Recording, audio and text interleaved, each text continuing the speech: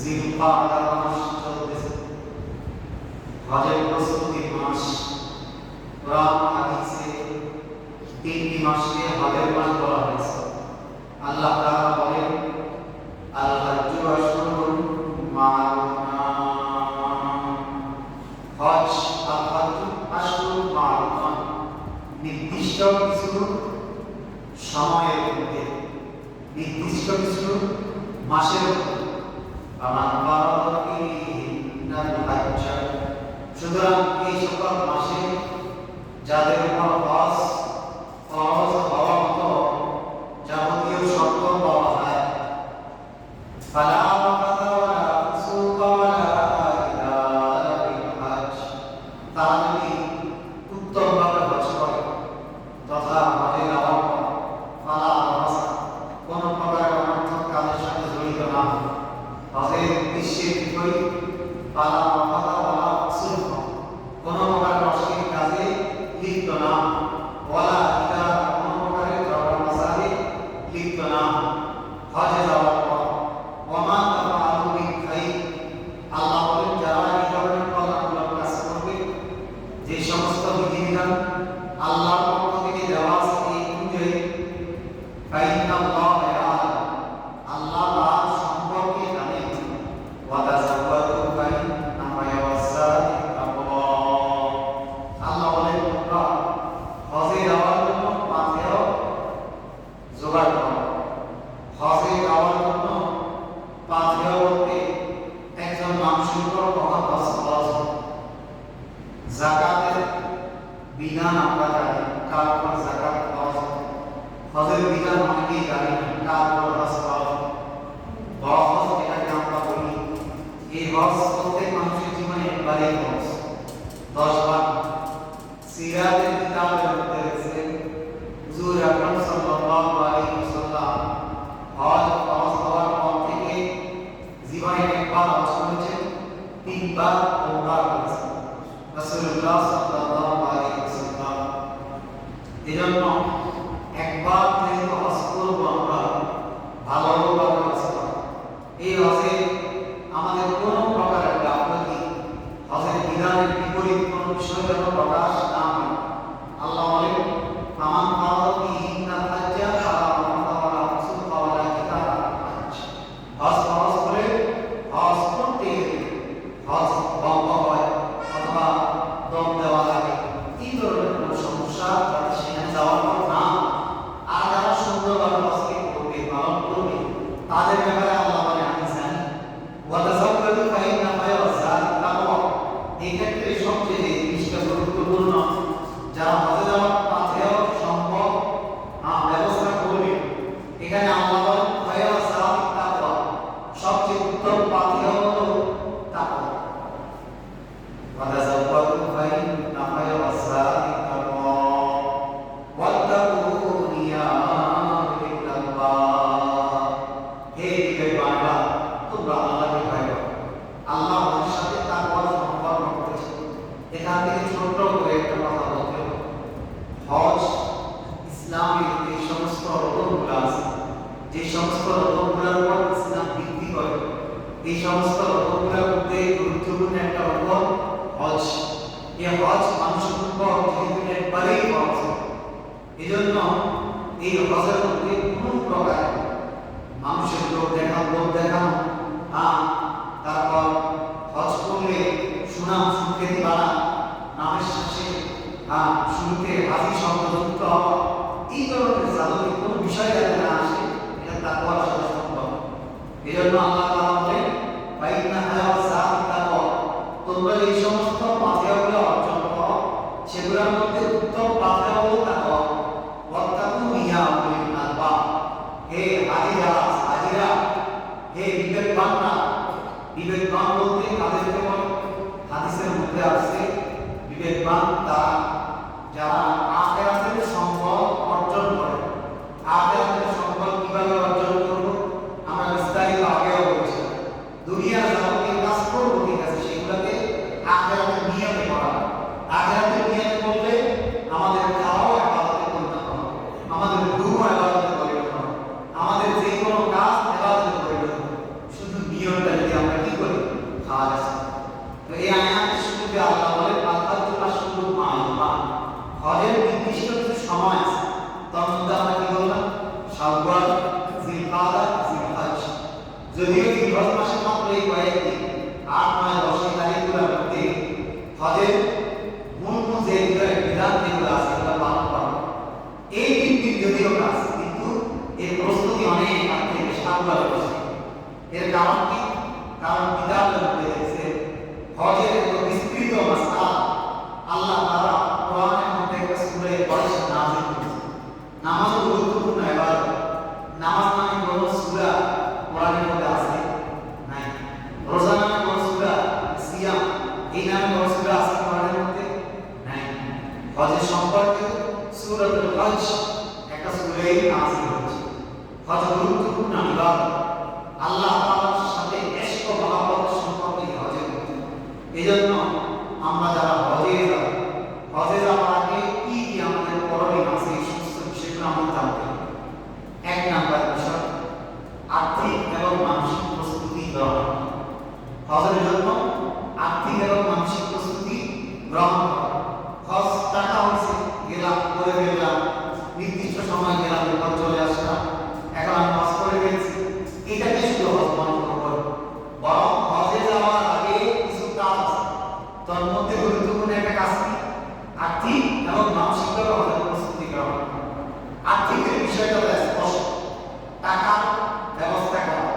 টাকা আমরা কিভাবে ব্যবস্থা করব? এটা সবচেয়ে সুন্দর হচ্ছে আমার কাছে যত টাকা থাকবে আস্তে আস্তে এই টাকাগুলো জমা। যদিও আমি এই টাকাগুলো পুরো করতে আগে হজের জন্য যে পরিমাণ টাকা দরকার, এই পরিমাণ টাকা সংগ্রহ করার আগে যদি আমি ইত্তেফাক করি, বিছানায় থাকা অবস্থায় মৃত্যুবরণ করেও আল্লাহর পক্ষ থেকে হজের সওয়াব পাবো। সুবহানাল্লাহ। এজন্য কষ্ট করে আস্তে আস্তে একটা ব্যাংকের মধ্যে ঘরের মধ্যে কোনো কোটি ইত্যাদির মধ্যে আপনি টাকা জমাই ৫ টাকা ১০ টাকা আপনি যদিও করতেছেন এই টাকা কিছুই হবে না, এরপরেও চেষ্টা করেন। শাইখুল ইসলাম ইবনে উসমান হাফিজাহুল্লাহ ওনার বোনের ব্যাপারে একটা ঘটনা আছে। ওনার বোন হজের জন্য টাকা জমাইতেছে। মহিলাদের হজের ব্যাপারে অনেকগুলো গুরুত্বপূর্ণ মাসআলা আছে।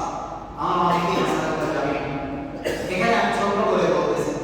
শাইখুল ইসলাম ইবনে উসমান হাফিজাহুল্লাহ বলেন ওনার বোন হজে যাওয়ার উদ্দেশ্যে টাকা জমাইতেছে।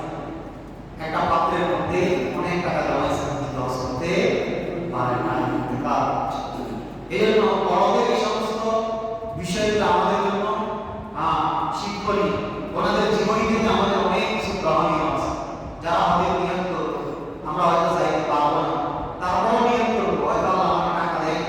এটা দ্বারা অন্তরের একটা প্রস্তুতি পাওয়া। আর্থিক তো প্রস্তুতি টাকার মাধ্যমে। আর এই একটা হাদিসের মধ্যে আছে হুজুর আকরাম সাল্লাল্লাহু আলাইহি ওয়াসাল্লাম ইরশাদ করেন, ইন্নাল্লাহা তাইয়্যিবুন লা ইয়াকবালু ইল্লা তাইয়্যিবান। নিশ্চয় আল্লাহ তাআলা পবিত্র। আল্লাহ তাআলা পবিত্র, মাল ছাড়া, সম্পদ ছাড়া হজ কবুল করবে না। এজন্য হজ করতে হবে পবিত্র টাকা দিয়ে। কোনো প্রকারের হারাম টাকা, সন্দেহজনক টাকা ইত্যাদি দ্বারা যদি আমি হজ করি, আমার এই হজ কিন্তু কি হবে না? কবুল হবে না। হজের জন্য ১ নম্বর বিষয় প্রস্তুতি গ্রহণ। এই প্রস্তুতিটা কিভাবে হবে? ১ নম্বর হলো টাকা জমানো। ২ নম্বর আত্মিক অন্তরে একটা ইশক নিয়ে আসে। আগের কালে যারা হজ করেছে ওনাদের হজে যাওয়ার আগে অন্তরের মধ্যে একটা কল্পনা জন্ম আছে, মাহবুব ইশক। হুজুর আকরাম সাল্লাল্লাহু আলাইহি ওয়াসাল্লাম যে নবী আমাদের জন্য তার কিয়ামতের ময়দানে সুপারিশ করবে, ইয়া উম্মতি উম্মতি বলে আল্লাহ দরবারে বলে থাকবে, যতক্ষণ না এই উম্মতে মুহাম্মাদীকে মাফ করা হবে ততক্ষণ পর্যন্ত তিনি কাঁদতে থাকবে, দোয়া করতে থাকবে, আল্লাহর কাছে সিজদায় পড়ে থাকবে, উম্মতি উম্মতি বলে। সেই নবী জিয়ারত করার জন্য যে দূর থেকে পানি দিবে, অন্তরে যদি ইশক মহব্বত না থাকে তাহলে এই হজ করে আপনার কোনো ফায়দা, কোনো প্রকারের ফায়দা। অন্তরে ইশক মহব্বত নিয়ে আসতে। ইশক মহব্বত কিভাবে আসবে? ইশক মহব্বতের জন্য অন্তরে কল্পনা জল্পনা করতে। দুনিয়াবী দৃষ্টিকোণ থেকে একটু চিন্তা করেন। একজন ব্যক্তি যখন তার মাহবুবের সাথে, মাসুকের সাথে দেখা করার সে যখন চিন্তা করে আজকে আমার মাহবুবের সাথে আমার সাক্ষাৎ হবে, অধীর আগ্রহ নিয়ে সে কিভাবে প্রস্তুতি যাবে, তার শারীরিকভাবে চুল পরিপাটি করে, এরপরে আপনার কোনো প্রকারের মুখ ইত্যাদি যদি এদিক সেদিক থাকে সেগুলোকে বর্তন করে একেবারে সুন্দরভাবে পরিপাটি, এরপরে আরেকটু সুগন্ধিযুক্ত মেঘে স্ত্রী জামা পরে পরিধান করে এরপরে মাসুরের সাথে দেখা করে। কেন? মহব্বত। এসকে বা এসকের বিষয়গুলো হচ্ছে আমাদের সাথে আমাদের মাহবুবের হাকিকি আল্লাহ তাআলার সাথে মহব্বতের সম্পর্ক কম হওয়া, নামাজ পড়ে মজা পাই, রোজা রেখে মজা পাই, যাকাত দিয়ে মজা পাই, হজ করে মজা পাই, দান সদকা করে মজা পাই, এগুলো করার কারণ মাহবুবের সাথে আমাদের সম্পর্ক কম। শুধু আদেশ দিয়েছে এই জন্য করি। অনেক সময় আমরা যখন আমাদের কোনো কারণ আকারে কাজ করি, চাকরি করি, তখন যদি সময় বেঁধে দেওয়া নির্দিষ্ট সময় পর্যন্ত আমি কাজ করি, মহব্বতে করি। কেন করি? এত সময় করলে আমি টাকা পাবো, আর টাকা আমি দায়িত্ব মনে করি। আজকে আমাদের নামাজ বলেন, রোজা বলেন, হজ বলেন, যাকাত বলেন, যাবতীয় কাজগুলো আল্লাহ আমাদের দিয়েছেন কি জন্য করি? এগুলোর মধ্যে একটা মহব্বত থাকা দরকার। এই জিনিসটা আমাদের অন্তরে নাই, এটা কল্পনা জল্পনা আমরা অন্তরে করি।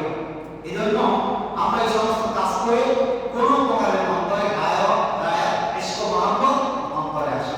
এই জন্য বললাম হজ করার আগে অন্তরের মধ্যে একটা কল্পনা জল্পনা নিয়ে আসে।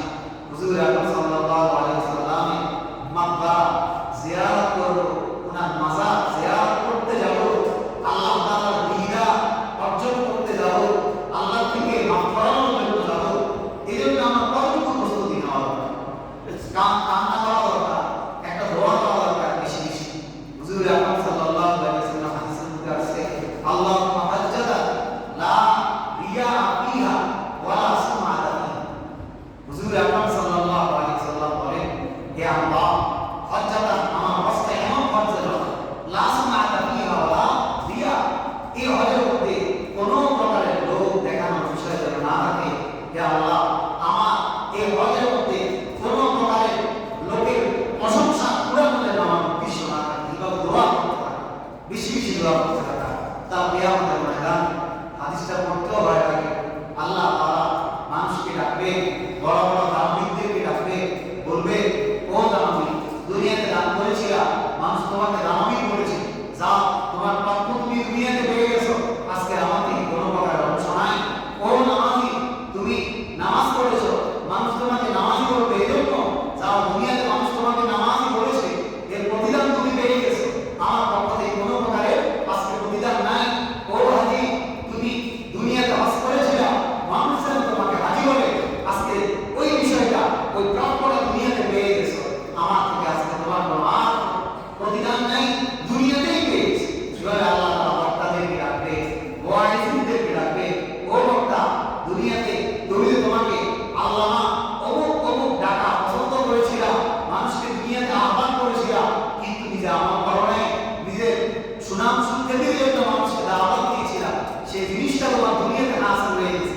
আজকে আমার কাছে আর কোনো প্রকার প্রতিদান নাই, যাও দুনিয়াতে প্রতিদান পেয়ে গেছো, আজকে তোমার প্রতিদান হলো জাহান্নাম। এজন্য চেষ্টা করা, কোনো প্রকারের দুনিয়াতে আমরা যত প্রকারের আমল করি, নামাজ পড়ি, রোজা রাখি, হজ করি, যাকাত দিই, নিয়তের মধ্যে যেন কোনো প্রকারের গড় মিল না হয়। আল্লাহ তাআলা বলেন, ওয়ালিল্লাহি আ'বুদু বিসাল্লাহু দীনি। আল্লাহ বলেন, তুল ভেদকে আপনি বলুন, লিল্লাহ আ'বুদু বিসাল্লাহু দীনি, আল্লাহর জন্য আমি ইবাদত করতেছি, আমার দ্বীন একনিষ্ঠভাবে কোনো প্রকারের রিয়া, লৌকিকতা, লোক দেখানো ইত্যাদি ছাড়া এক আল্লাহর জন্য আমি ইবাদত করতেছি। এই বিষয়টা যেন অন্তরে নিয়ম থাকে। আল্লাহ কোরআনে আয়াতে বলছে, বলে ওয়াদিমুল হাজ্জা ওয়াল উমরাতা লিল্লাহ, হজ এবং উমরা আমি আল্লাহর জন্য করব। আল্লাহর জন্য আমরা করি, কার জন্য করি? উদ্দেশ্য হচ্ছে এগুলোর মধ্যে কোনো প্রকারের দুনিয়াবি নিয়ম যেন আমাদের না থাকে। অনেক সময় আমরা হজ করি, অন্তরে চলে আসে, অন্তরে আসলেও কেমন যেন নিয়ম না আসে, মাই তোলা আজ দিয়া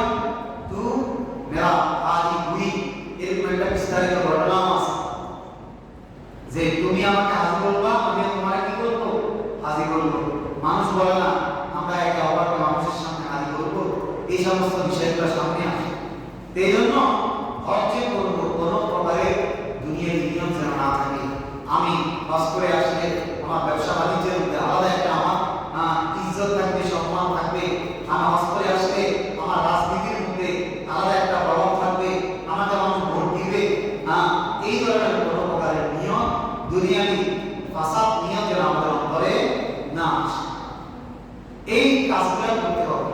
একটা বললাম আত্মিক, আর একটা বললাম আর্থিক। আর্থিক মানে অন্তরের নিয়ম, আর আর্থিক মানে টাকা পয়সা দেওয়া। এর পাশাপাশি যে বিষয়টা আমাদের জন্য দোয়া করা, বেশি বেশি দোয়া করব। আসলে আল্লাহ তাআলা যদি আমাদেরকে কবুল না করে, হজের জন্য না ডাকে, আমাদের দ্বারা সম্ভব না। সেজন্য বেশি বেশি দোয়া করব আল্লাহর কাছে যে আল্লাহ আমাকে হজের জন্য কবুল করে, আমাকে উমরার জন্য কবুল করে। এভাবে আমরা দোয়া করতে থাকি। আল্লাহ বিস্তারিত একটা দোয়া শেয়ার কিতাবের মধ্যে আছে। উনি কিভাবে আল্লাহর কাছে দোয়া করছেন? खानाए काबा का मंजर आए खुदा देखला मुझे, मक्का व यसरिब का मंजर देखने को दे मुझे। खानाए काबा का मंजर आए खुदा देखला मुझे। या अल्लाह, खानाए काबा ये दृश्य যে যা আপনি আমাকে ঘুরে গেছে। खानाए काबा का मंजर आए खुदा देखला मुझे, मक्का व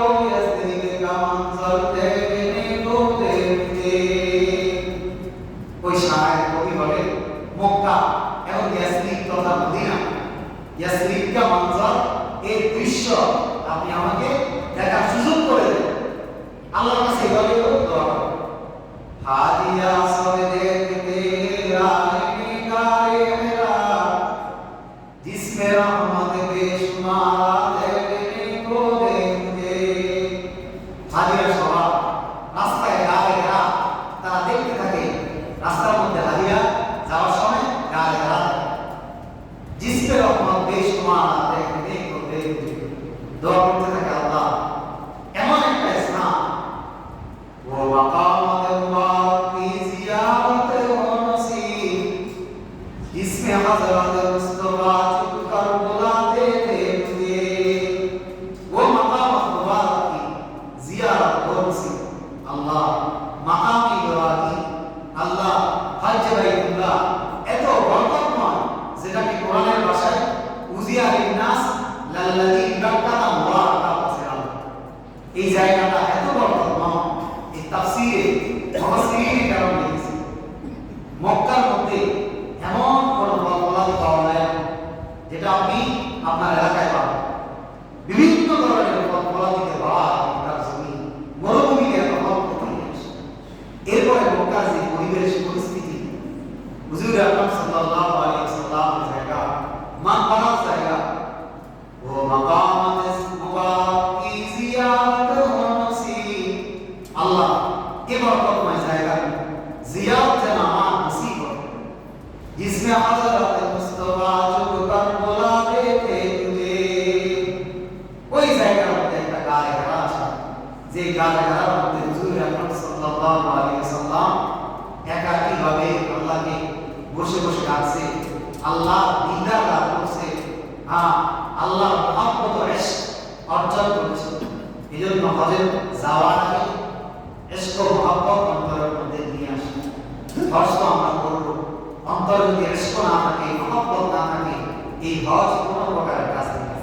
শুধু টাকা হয়েছে, হজ করে চলে আসলাম, এই হজ আমাদের কোনো কাজে আসবে না। এজন্য হজ তো করব, হজ করার আগে অন্তরে যেন গায়াতে ইশক ও মহব্বত সবগুলো আমাদের অন্তরের মধ্যে চলে আসে।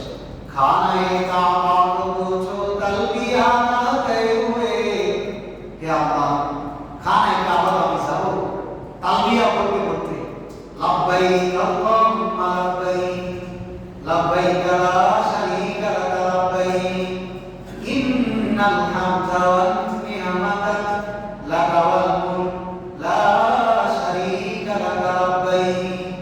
আল্লাহর কাছে সেখানে যাওয়ার পর তালবিয়া করতে করতে আসলে এই স্থান জিয়ারত করা ছাড়া এর হাকিকত বাস্তবতা বুঝে আসে। এত মহব্বতের জায়গা, সারাক্ষণ প্রার্থনা করি, সারাক্ষণ কান্না করি। এমন এমন স্থান আছে যেখানে দোয়া কবুল হয়। ওই সময় তাওয়াফ করার সময় বাইতুল্লাহ দিকে তাকাইও দোয়া কবুল। এমন এমন স্থানগুলো আছে। দরমিয়ানে কোহে মারওয়া ওয়া সাফা দৌড়ে নিয়ে রাখো। সাহেব বলেন যখন আমি সাফা মারওয়া সাই করি ওই সময় এমন একটা আমার গায়ে ফেরেশতা মহব্বত আসবে, আল্লাহ এটা নসিব আমাকে দান করো। এভাবে আল্লাহর কাছে হজের জন্য দোয়া করতে থাকে। এরপরে হজে যাও, দোয়া করার পর হজে যাও। দেখবে এই হজ থেকে আসার পর আপনার মধ্যে ভিন্ন ধরনের একটা অনুভূতি কাজ করে। হজের অনেকগুলো ফজিলতের কথা বললাম। হজের যে প্রস্তুতি আছে এই প্রস্তুতি কিভাবে গ্রহণ করবো আমরা সেটাও বলবো। হজের প্রস্তুতির মধ্যে গুরুত্বপূর্ণ একটা বিষয় বললাম, আত্মিক এবং আর্থিক উভয়ভাবে আমরা চেষ্টা করা। আর্থিকের মধ্যে কোনো প্রকারের খারাপ সম্পদ যেন আমার না হয়, এই সম্পদ দ্বারা যদি হজ করি আল্লাহ কবুল করবেন। সাথে সাথে বললাম হজে যাওয়ার আগে আগে মানুষ থেকে মাপ চেয়ে না। কারো সম্পদ কারো হক আমার কাছে যদি থাকে সেটা পরিশোধ করা অথবা পরিশোধের প্রস্তুত অঙ্গীকার তার কাছে আমরা পেশ করা। এইগুলা ছাড়া যদি হজে যাই কোনো প্রকার হজ কবুল হবে। হজের ব্যাপারে হুজুর আকরাম সাল্লাল্লাহু আলাইহি ওয়াসাল্লাম ইরশাদ করেছেন, মাল্লাম ইয়ামনাহু, হুজুর আকরাম সাল্লাল্লাহু আলাইহি ওয়াসাল্লাম ইরশাদ করেন, মাল্লাম ইয়ামনাহু মিনাল হাজ হাজ্জাতুন আও সুলতান জাই, যে ব্যক্তি হজের সামর্থ্য আছে, হজ তাকে বাধা দেয় এমন কোনো বিষয় নেই। হাজ্জাতুন সাগীরা, হজ বাধা দেওয়ার মতো, হজে যাওয়ার থেকে বাধা প্রদানকারী এমন কোনো বিষয় বাহ্যিক বিষয় যদি না থাকে, আও সুলতান জাই, অথবা কোনো জালেম শাসকের পক্ষ থেকে নিষেধাজ্ঞার কারণে হজে না যাইতে পারে, অথবা হুজুর আকরাম সাল্লাল্লাহু আলাইহি ওয়াসাল্লাম বলেন আও বারাতুন হাবিস, অথবা তার এমন কোনো অবস্থা যার কারণে হজ যাইতে পারে না, এমন অবস্থা যদি তার না হয় এরপরেও হজ সে না পারে, রাসূলুল্লাহ সাল্লাল্লাহু আলাইহি ওয়াসাল্লাম বলেন আল্লাহ ফাইয়ামু ইনশাআ ইয়াহুদিয়্যা আও নাসরানিয়্যা, আল্লাহ তাআলা বলেন যে সে ইহুদি অবস্থায় মৃত্যুবরণ করো অথবা নাসারা অবস্থায় মৃত্যুবরণ করো, আল্লাহর কোনো পরোয়া নাই। এজন্য অনেকেই হজ ফরজ হওয়ার পরেও গরিবসী যারা করে তাদের এই শাস্তির কথা মনে রাখতে হবে।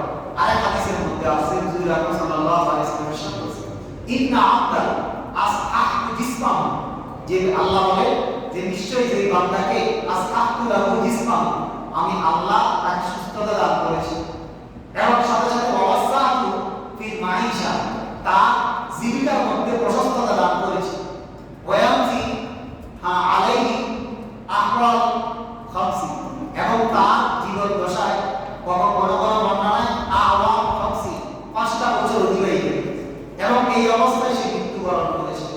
আল্লাহ বলেন যে সে কাল কিয়ামতের ময়দানে হতভাগ্য হয়ে আল্লাহর কাছে সে উত্থিত হবে।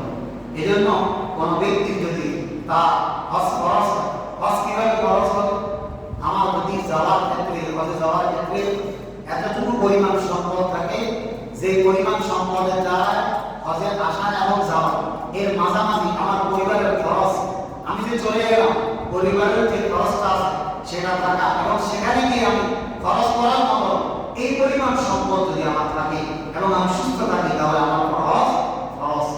এই হজ যদি খরচ হয়, হজ খরচ হওয়ার পর কোনো প্রকারের বিলম্ব করবো না। অনেক সময় আমরা বিলম্ব করি বিভিন্ন বাহানে, কোনো প্রকারের বিলম্ব করবো না। মহিলাদের পর যদি হজ খরচ হয়, মহিলাদের নিজস্ব সম্পদের যদি তার থাকে তাহলে তার হজ খরচ হয়। স্বামীর টাকা আছে তার হজ খরচ হবে না, আপনার নিজস্ব টাকা থাকতে হবে। মহিলার নিজস্ব টাকা আছে, সাথে সাথে হজে যাওয়ার জন্য মাহরাম একজন নিয়ে যাওয়ার মতো টাকা আছে, তাহলে ওই মহিলার উপর হজ খরচ হবে। অথবা তার কোনো মাহরাম হজে যাবে, তার হজে যাওয়ার টাকা আছে, ওই মাহরামের সাথে গেলেও মাহরাম ছাড়া কোনো মহিলার উপর হজ খরচ হয় না। আপনার কাছে কোটি কোটি সম্পদ টাকাও আছে কিন্তু মাহরাম নাই, হজে যাওয়ার মতো মাহরাম তারা যাদের সাথে দেখা দেওয়া যায় বিবাহ বসা হারাম, এদেরকে মাহরাম বলে, সংক্ষেপ পরিচয়। এই ধরনের মাহরাম যদি না থাকে তাহলে কোনো মহিলার উপর হজ খরচ হবে না। এই অবস্থায় যদি ওই মহিলার মৃত্যুবরণ করে সেই আমার জন্য আমার পক্ষ থেকে হজ পূরণ করে দিই, যেটাকে আমরা বদরি হজ বলি, তাহলেও ওই ব্যক্তি যদি তার পক্ষ থেকে হজ করে অথবা সে ওসিয়ত করে যায় না, তার সম্পদ থেকে তার পরিবারের কেউ যদি হজ করে যায় পালন করে, তাহলে ওই মহিলার পক্ষ থেকে কি হজ আদায় হয়ে যাবে। এজন্য মহিলাদের ক্ষেত্রে এই বিষয়টা মনে রাখতে হবে, শুধু টাকা থাকলেই হজ ফরজ হয়। পাশাপাশি কোনো মহিলার স্বামী সৌদি আরব, এখন ওই মহিলা কি বাংলাদেশ থেকে আপনার একাকীভাবে হজ করতে যেতে পারবে না? শরীয়ত বলে যাইতে পারবে না। এখান থেকে কোনো না কোনো মাহরাম থাকতে হবে, অন্যথায় মহিলার উপর হজ কি হয় না, ফরজ হয় না। পুরুষদের বিষয়ে তো বললাম, হজে যাওয়ার ক্ষেত্রে যে সমস্ত আনুষঙ্গিক যে বিষয়গুলো আছে, এই সমস্ত জিনিসগুলো আমরা নিয়ে যাওয়া। হজে যাওয়ার ক্ষেত্রে গুরুত্বপূর্ণ যে বিষয়গুলো, এগুলো তো সাধারণত মুআল্লিম যারা ওনারা বলে দেন কি কি জিনিস সাথে নিয়ে যাবেন। সবচেয়ে উত্তম হচ্ছে ছোট একটা ব্যাগ, যেটা কাঁধের মধ্যে থাকে। এই ব্যাগের মধ্যে আপনি গুরুত্বপূর্ণ পাসপোর্ট, ভিসা ইত্যাদি এগুলো সাথে রাখেন। হজে যাওয়ার পর কোনো প্রকার হালাল হওয়া পর্যন্ত সুগন্ধিযুক্ত জিনিস ব্যবহার করা যাবে না। আতর ইত্যাদি এহরামের কাপড়ে লাগাইতে পারবেন, শরীরে লাগাইতে। অনেকে অনেক সময় আতর ইত্যাদি কোথায় লাগায়? এহরামের কাপড়ের মধ্যে লাগে। এহরামের যে কাপড়টা, যেটা পরিধান করা, এই পরিধানের যে কাপড়টা একটু সাধারণত একটু মোটা নিতে হয়, অন্যথায় শরীর দেখা যায়। এই জন্য একটু মোটা এরকম আমরা এহরামের কাপড় নিয়ে যাব। এহরামের কাপড়ের মধ্যে অনেকে সেফটি ইত্যাদি ব্যবহার করে। এহরামের কাপড়ের মধ্যে কোনো প্রকার সেফটি ব্যবহার করা যাবে না। সেখানে হজের যে পোশাকটা, এহরাম বাঁধা, যে সিস্টেমটা মুআল্লিমরা দেখাইছে ওভাবেই বাঁধতে হবে, কোনো প্রকার সেফটি ইত্যাদি ব্যবহার করা যাবে না।